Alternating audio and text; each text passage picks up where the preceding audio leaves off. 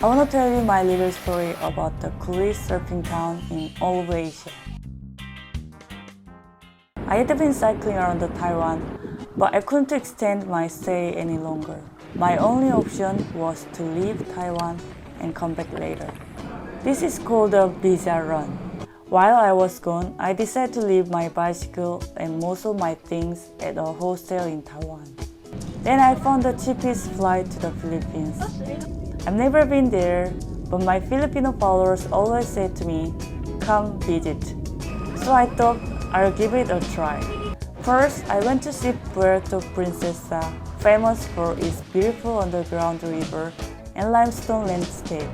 But I wanted to discover more of the island. So I searched and found Siargao, the capital of Filipino surfing. As soon as I arrived in Siargao, I fell in love with it. It was the coolest town I've ever been to Asia. While I've experienced Asians being quite reserved, this town was full of very open people. Everyone said that surfing gave this town such a special atmosphere.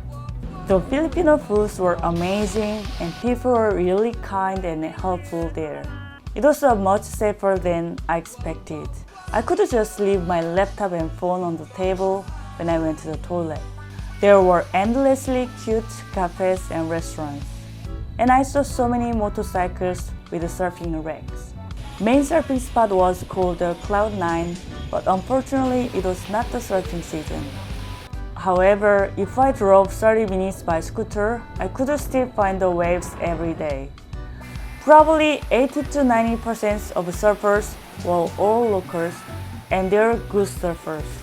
I began surfing in Australia during COVID, and I enjoyed during it all year. But I was still struggling to catch waves. Luckily, I found the Boxkey in Siargao, who was a legendary instructor. After a week of lessons with him, I finally improved my surfing level. I probably caught more waves in Siargao during those 2 weeks than my entire year in Australia. So far, I've tried skiing, mountain biking, rock climbing, scuba diving, horse riding, and surfing. Surfing is definitely the most addictive sport I ever tried.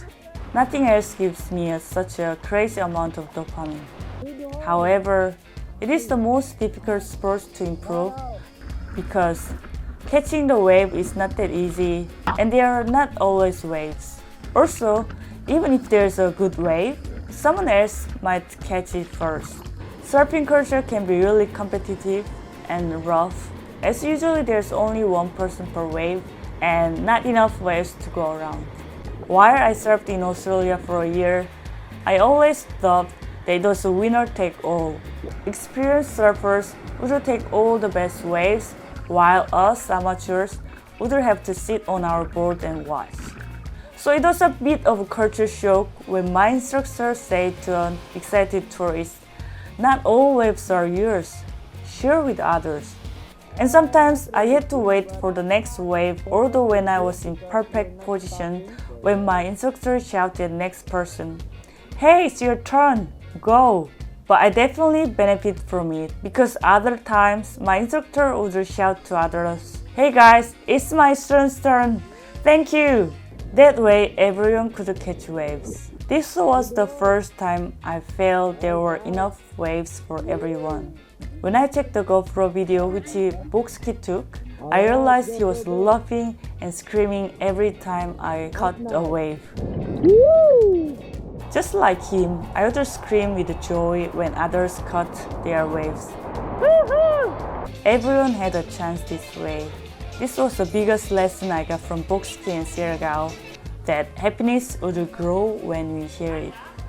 Thank you, Boxkey, for an amazing lesson in surfing and in life.